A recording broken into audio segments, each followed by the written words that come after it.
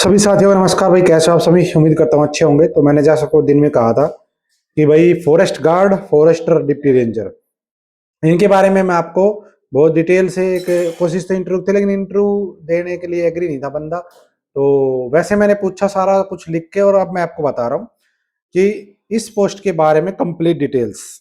कुछ चीजें मैंने कल बता दी थी, छोटी छोटी चीजें। आज मैं और बारीकी से डिटेल तक जाऊंगा और लास्ट में ये भी बताऊंगा कि forest guard, forester, Haryana police constable, clerk, इन सब का कंपैरिजन करें तो कौन सी पोस्ट सबसे ऊपर है, फिर उसके बाद ऐसे। क्लियर?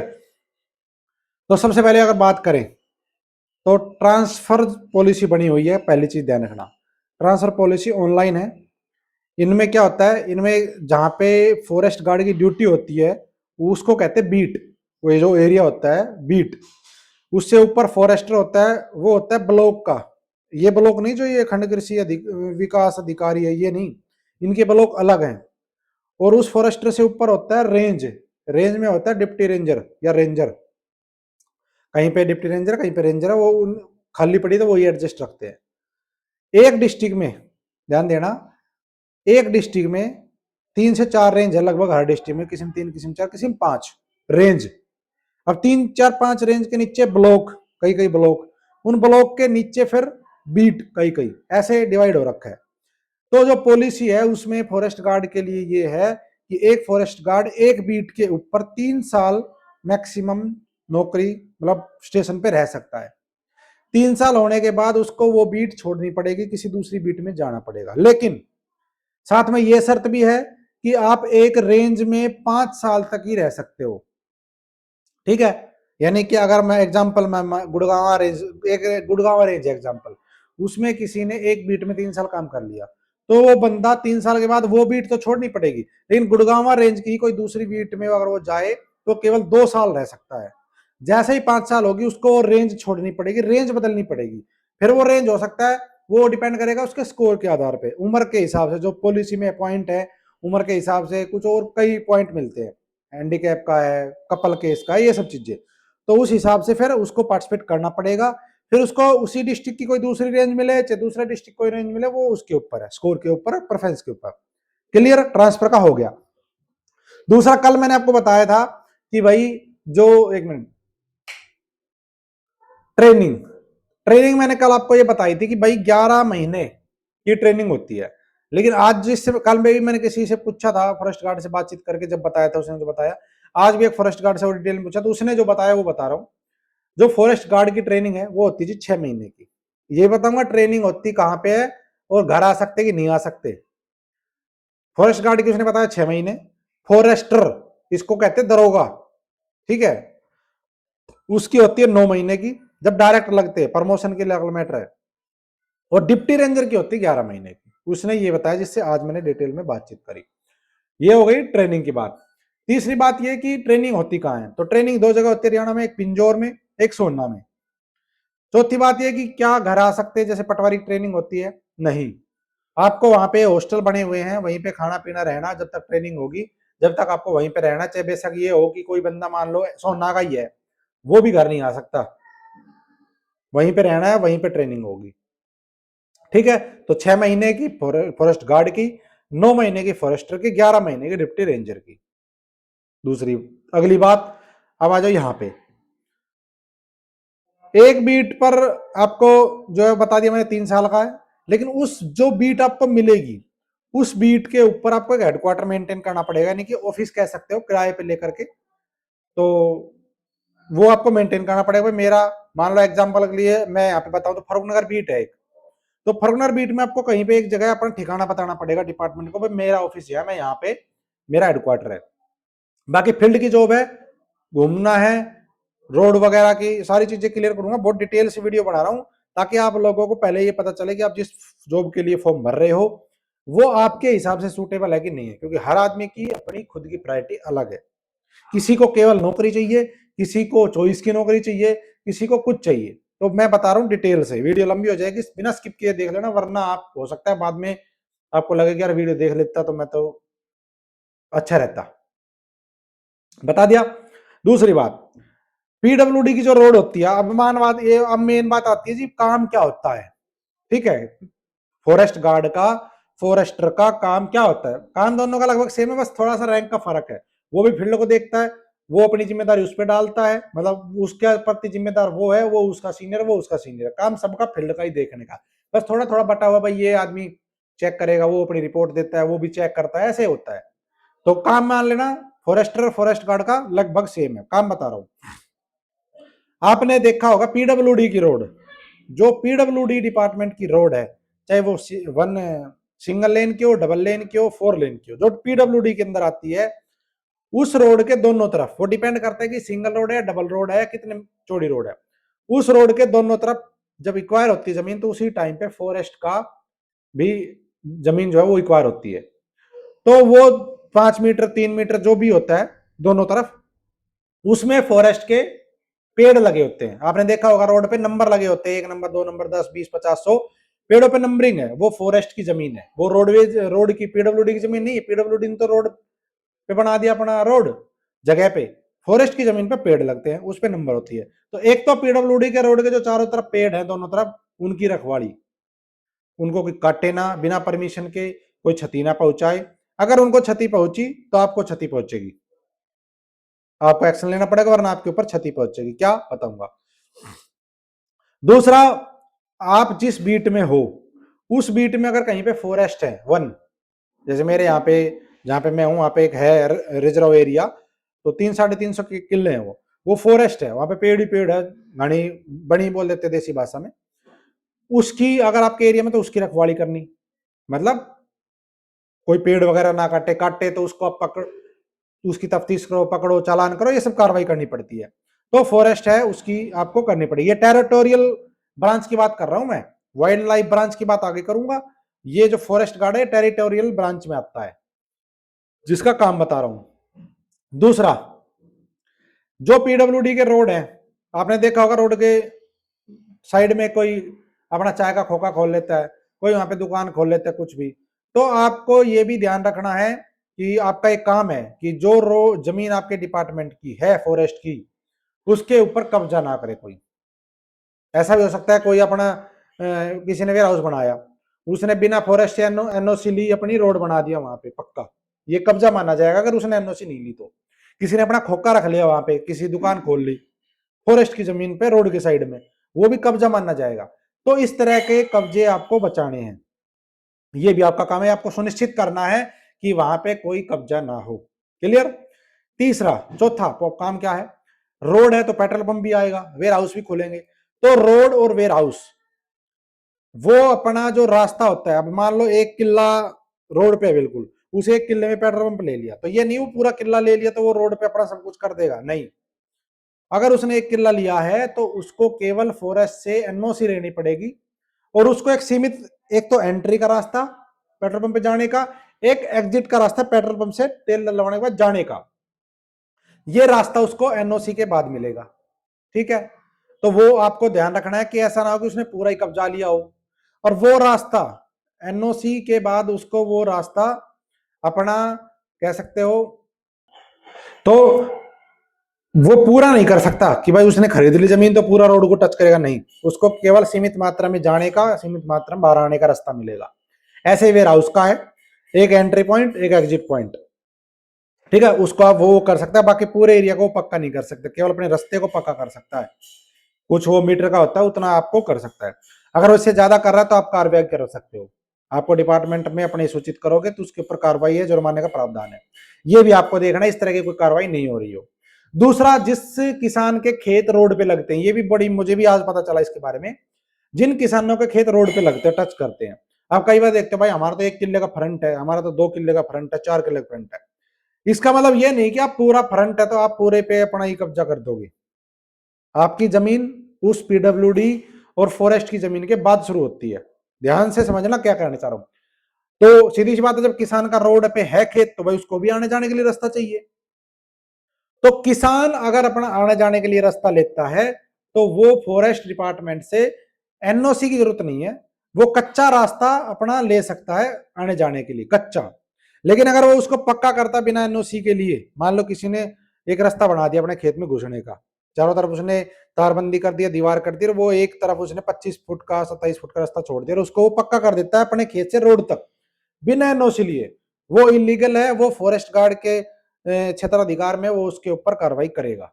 ये भी फॉरेस्ट गार्ड का काम है, इस तरह की कोई बिना एनओसी के कंक्रीट या पक्का रास्ता ना हो। कच्चा रास्ता बिना परमिशन के किसान अपना बना सकता है, क्लियर, पक्की चीज नहीं कर सकता। ये भी फॉरेस्ट गार्ड का काम है इस चीज को देखना। दूसरा, समय समय पे, सबसे इंपॉर्टेंट, समय समय पे बीच बीच में साल में 1-2 बार पेड़ लगाने का टारगेट आता है, इतने पेड़ लगवाने हैं एक बीट में 5,000 पेड़। अब उस पेड़ लगाने के लिए जगह आपको बतानी पड़ेगी कि जी यहाँ पे जगह खाली है, रोड पे यहाँ लग सकता है, किसी पंचायत की कहीं जगह वहां पे बात करके लगवा सकते हो, कोई सरकारी जमीन खाली हो कहीं पे जहां पे पेड़ लगाने के लिए एग्री हो वहां लगा सकते हो, ठीक है, कोई जंगल है वहां पे पेड़ लगा सकते हो, ले पेड़ आपको लगवाने पड़ेंगे, ये आपका काम है, आपको लगवाने पड़ेंगे। और अगर आपने ये कह दिया कि जी मेरी तो बीट में पेड़ लगाने के लिए जगह ही नहीं बच रही कहीं जहां पे अपने पेड़ लग सके, और आपने रिपोर्ट बना के दे दी कि जी यहाँ पे पेड़ लगने की जगह नहीं है, और बाद में आपके जो सीनियर अधिकारी हैं उन्होंने निरीक्षण में पाया कि यहाँ पे जगह थी, इसने गलत रिपोर्ट दी, तो आपके ऊपर कार्रवाई होनी निश्चित है, ठीक है। तो पेड़ लगवाने का काम आपका। दूसरा, अब पेड़ अगर लगवा दिए तो उन पेड़ की देखभाल भी आपको करनी है, ठीक है, ये नहीं कि पेड़ लगवा दिए छोड़ दिए, नहीं, वो पेड़ मरने भी नहीं चाहिए। देखभाल का मतलब ये नहीं कि आप पानी देते फिरोगे, जो ठेका होता है, ठेकेदार जो होता है, उसके थ्रू आपको उस पे निगरानी रखनी है कि पेड़ ये ऊपर आए, बढ़े, मरे नहीं। तो ये चीज का ध्यान आपको रखना है। अगर वहां पे पेड़ मरे तो जितने पेड़ मरेंगे उनकी जो कॉस्ट थी उसकी रिकवरी भी आपसे हो सकती है। आप फॉरेस्ट गार्ड तो आपसे भी हो सकती है, फॉरेस्टर से भी हो सकती है, डिप्टी रेंजर से भी हो सकती है। वो डिपेंड करेगा कि कितना कितना परसेंटेज का रिकवरी आपसे डले। रिकवरी कैसे होगी, मान लो एग्जांपल के लिए उनकी कॉस्ट बताइए आय के, मान लो आपने 100 पेड़ लगवाए, 50 पेड़ मर गए, 6 महीने में 50 पेड़ जीवित है, 50 पेड़ का पता चला मर गई, वहां पे आई निरीक्षण टीम और उन्होंने चेक किया 50 पेड़ कहाँ है, तो मर गए, आपने ध्यान नहीं दिया, सुपरविजन में कमी है। 50 पेड़ का मान लो उन्होंने बजट बना दिया 50,000, एग्जाम्पल दे रहा हूँ, कॉस्ट एग्जाम्पल दे रहा हूँ मैं, वो 50,000 रुपए। अब फॉरेस्ट गार्ड की ड्यूटी थी उसको दिखवाने भाई ध्यान रखने की, अब ड्यूटी तो फॉरेस्टर की भी थी, और ड्यूटी डिप्टी रेंजर की भी थी, तो वो तय करेंगे कि किस किस के ऊपर कितनी रिकवरी डाली जाए, उसका भुगतान आपकी जेब से होगा, आपकी सैलरी में से ईएमआई की तरह किस्त बना दी जाएगी, अगर ऐसा हुआ तो, ठीक है। ठेकेदार के ऊपर तो कार्रवाई होती रहेगी, जो होगी वो तो डिपार्टमेंट करेगा ही, आपके ऊपर भी कार्रवाई होगी अगर वो, तो ये भी आपका काम है, आपको ध्यान रखना है, ठीक है जी। तो रिकवरी बनेगी और ईएमआई कटती रहेगी आपकी सैलरी से, ऐसे कई केस मेरे को आज बताए कि ऐसे ऐसे होता है, जब भी मैं आपको बता रहा हूं, ठीक है जी। तो ऐसा हो सकता है, जैसे लिखा था ना कि जुर्माना लग सकता है, 1,000 का जेल हो सकती है, दोनों हो सकते हैं, तो ये वही काम है कि ऐसा हो सकता है, जरूरी ना ऐसा हो, ये भी नहीं कि भाई आपके ऊपर तो जुर्माना ठुकेगा ठुकेगा, ऐसा रिकवरी आपके ऊपर आ सकती है, क्लियर। दूसरा, अगर मान लो कहीं पे चोरी छिपे कहीं से पेड़ कट गए, रात को कट गई, आपको पता नहीं है क्योंकि रात को थोड़ी आपको पता चलेगा, कहाँ पे अगले दिन देखोगे, ठीक है। एक बात और बताऊंगा, ड्यूटी कितने टाइम की है, छुट्टी कितनी मिलती है वो भी आगे है। तो रात को मान लो चोरी छिपे पेड़ कट गए और गार्ड और फॉरेस्टर को पता नहीं चला कि पेड़ कट चुके यहां से, क्योंकि कई बार होता है ना पता चले, और अगर उसकी शिकायत हो गई, किसी ने शिकायत कर दी जी यहाँ से पेड़ कट गए, डिपार्टमेंट कहाँ है, और बाद में जब इंक्वायरी आई पता चला यहाँ तो पेड़ कट चुके हैं, पेड़ पता नहीं कहाँ गए, किसने काटे, तो अगर वो चीज ऐसी हुई तो आपका स्पष्टीकरण आएगा, आपको उसका जवाब देना पड़ेगा, और अगर जवाब से संतुष्ट नहीं हुआ डिपार्टमेंट तो उसकी रिकवरी आपकी जेब से आपको भरनी पड़ेगी, जो नुकसान होगा उसका, जरूरी नहीं है आपको भरनी पड़े, लेकिन मैं कह रहा हूं अगर उससे संतुष्ट नहीं हुआ डिपार्टमेंट तो आपको उसकी रिकवरी देनी पड़ेगी, किसको, फॉरेस्ट गार्ड को भी, फॉरेस्टर को भी, ठीक है। ये चीज का भी ध्यान रखना है। ये भी आपका काम है कि कोई भी पेड़ बिना परमिशन के ना कटे, सबसे इंपॉर्टेंट काम है ये, बिना परमिशन के कोई पेड़ ना कटे जिस पे नंबर लगा हुआ है, खासकर वो तो जरूरी जरूर है। और अगला, दूसरी ये है, जो भी एक्टिविटी होती है फील्ड की, जो मैंने बताया जो भी एक्टिविटी है उसमें फॉरेस्ट गार्ड, फॉरेस्टर और डिप्टी रेंजर, इन तीनों की लगभग लगभग बराबर जिम्मेदारी है। ऐसा नहीं कि वो कहते जी मैं जे क्या पता फॉरेस्ट गार्ड ही नहीं देखा, जिम्मेदारी उसकी भी है, वो भी फील्ड का ही काम करेगा। ये नहीं कि वो डिप्टी रेंजर है तो वो ऑफिस में बैठ जाएगा, या फॉरेस्टर तो ब्लॉक में बैठ जाएगा, नहीं, काम उसका भी फील्ड का है। फर्क इतना है भाई एक दूसरे के, वो उसका सीनियर, वो इसका सीनियर, वो इसका सीनियर, सुपरविजन उसको भी करना है। अब आ जाते हैं जी ड्यूटी टाइमिंग के ऊपर कि ड्यूटी टाइमिंग क्या होती है। तो ड्यूटी होती है जी 24x7। क्लियर, 9 से 5 वाला लफड़ा यहाँ नहीं है, पहले बता देता हूँ। 24x7 ड्यूटी होती है। बात करेंगे सैटरडे संडे का अवकाश मिलेगा या नहीं मिलेगा, तो नहीं मिलेगा। कोई निर्धारित नहीं है कि आपको सैटरडे संडे आपको घर रहना, मौज काटनी, नहीं। पुलिस की तरह है कि आपको कोई फिक्स निर्धारित अवकाश नहीं दिया जाएगा कि मैं सैटरडे को नहीं आऊंगा या 9 से 5 ड्यूटी करूंगा। वो डिपेंड करता है अपना तालमेल, एडजस्टमेंट, कि भाई आज आपको काम है तो आज कर लिया, नहीं ये नहीं है कि मैं तो भाई शनिवार है मैं नहीं आ रहा भाई, 9 5 बज के मैं घर चल दिया, नहीं। ड्यूटी 24x7 है, रात को भी कुछ हो जाता है आपको आना पड़ेगा। और मान लो अगली एग्जांपल दूंगा मैं आपको इसका, तो ड्यूटी टाइमिंग बता दी, अवकाश बता दिया, आपको सीएल और ईएल मिलेंगी।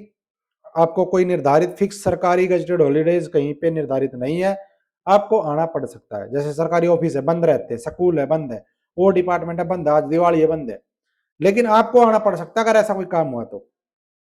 ठीक है, तो ये ड्यूटी 24x7 मान के चले कि 24x7 है। और अगर आपकी ड्यूटी आपके घर से दूर है, ये भी बताऊंगा, होम डिस्ट्रिक्ट का सुन लो।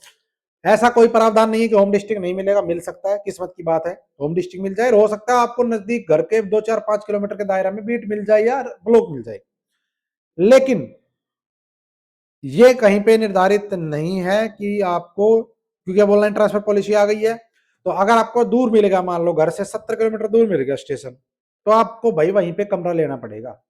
आप डेली अप डाउन कर ही नहीं सकते, क्योंकि ड्यूटी ऐसी है। तो आप मान लो 5 बजे घर आ गए, सोचो 5 बजे घर चलू, फिर कोई काम आ गया ऐसा कि अर्जेंट है जाना पड़े, फिर कैसे जाओगे। तो इसलिए काम ऐसा है, चाहे वैसे आपको कोई ना पूछे 7 दिन तक कहाँ हो, ठीक है, लेकिन ड्यूटी 24x7 है, समझ गए। तो ये बात है। दूसरी ड्रेस होती है इनकी, फॉरेस्ट गार्ड की भी, फॉरेस्टर की भी, डिप्टी रेंजर की भी, रेंजर की भी, यहां तक ड्रेस होती है।